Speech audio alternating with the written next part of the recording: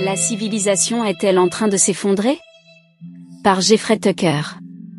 Le week-end dernier, des activistes climatiques sont entrés dans le musée du Louvre à Paris et ont lancé de la soupe de carottes sur la Joconde de Léonard de Vinci. Si une telle chose s'était produite au Whitney Museum de New York, personne n'aurait remarqué la différence. Mais la Joconde est le tableau le plus vénéré de toute la chrétienté, un mot qu'on n'entend plus.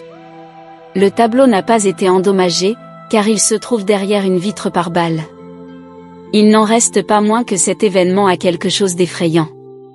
Bien sûr, on peut mettre cela sur le compte d'activistes climatiques au cerveau endommagé, probablement drogués à quelque chose, comme la plupart d'entre eux. L'idéologie prônée par le Forum économique mondial, Harvard et l'Université de Paris fait partie des drogues qu'ils prennent. Ces enfants stupides ne font que mettre en pratique ce qu'on leur enseigne. Et que leur enseigne-t-on? Si l'on met de côté le langage alambiqué et les théories complexes des grands traités, le message se résume à une seule chose. La civilisation est corrompue. La beauté est un mensonge. La liberté est une exploitation. Les droits sont des mythes. Toutes les institutions que les gens considèrent comme répondant à leurs besoins sont en fait en train de détruire Mère Nature et d'empoisonner tout ce qui existe. Par conséquent, rien de tout cela n'a de valeur. Tout doit disparaître.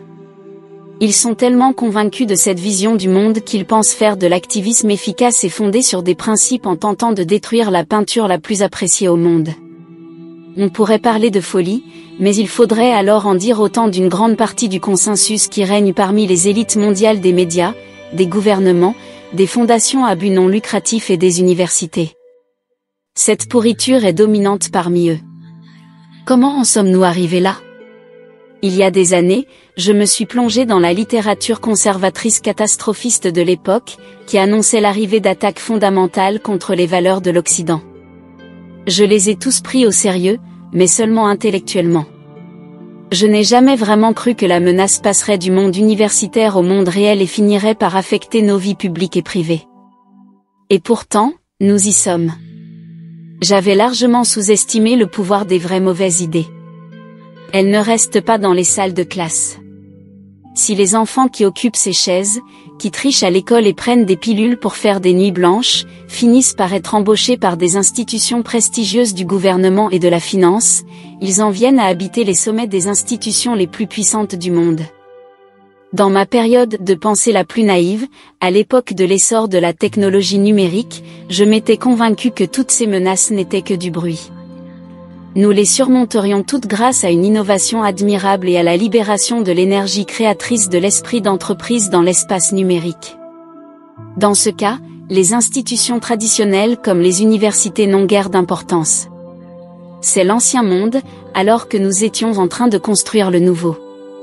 Cette perspective m'a empêché de voir la pourriture sous nos pieds. Les nouvelles entreprises numériques se sont développées et ont fini par être capturées par l'ennemi. Les médias ont suivi le mouvement.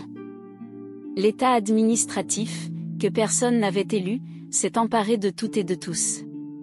C'est ainsi qu'une vision néfaste du monde a fini par être imposée au monde. Tout cela semblait se produire pendant que nous dormions. Des signes avant-coureurs annonçaient que tout cela allait se produire après 2016. Le peuple a élu Donald Trump. Il n'a jamais été mon préféré, comme vous le savez probablement, mais c'est le président que le peuple a élu. Nous sommes censés vivre dans un système où c'est le peuple qui contrôle le gouvernement, et non l'inverse. Presque immédiatement, il est devenu évident que l'ensemble de l'establishment traiterait sa présidence comme si elle était fausse.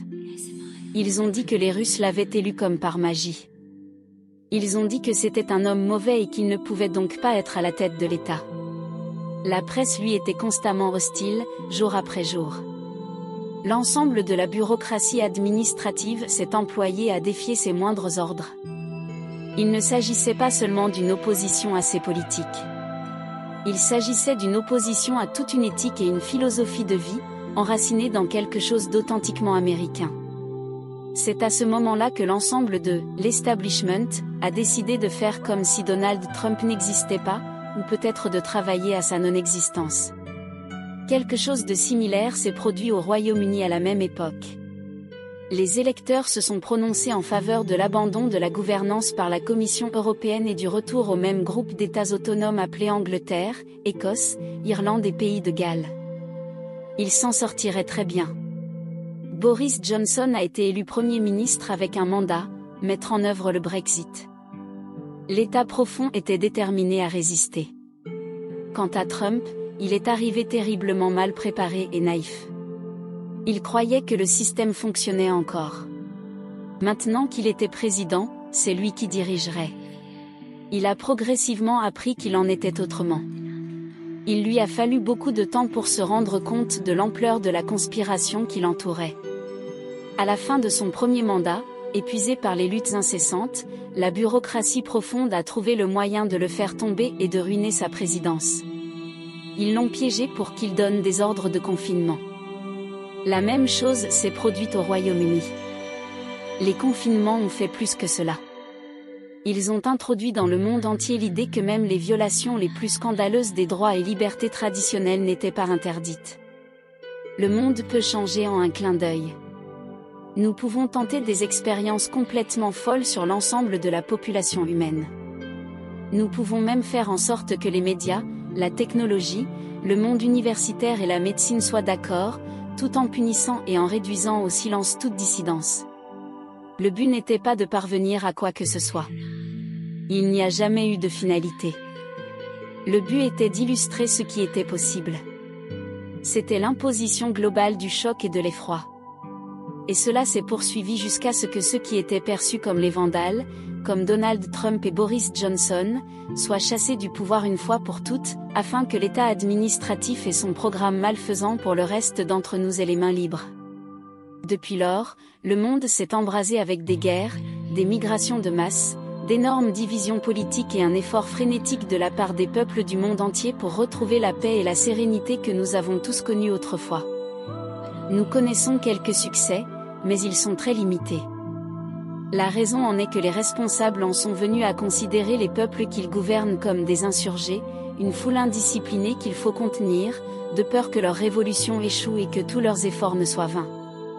Ils l'ont souligné dans l'absurde « Tribunal Kangourou » sur la prétendue « insurrection » du 6 janvier 2021. Des efforts ont été déployés pour empêcher Donald Trump de figurer sur les bulletins de vote, en citant l'article 3 du 14e amendement, rédigé à l'époque pour empêcher les officiers confédérés d'exercer des fonctions, mais qui avait été annulé par le Congrès. Cette même section de l'amendement interdit toute participation politique à quiconque aide et encourage une insurrection.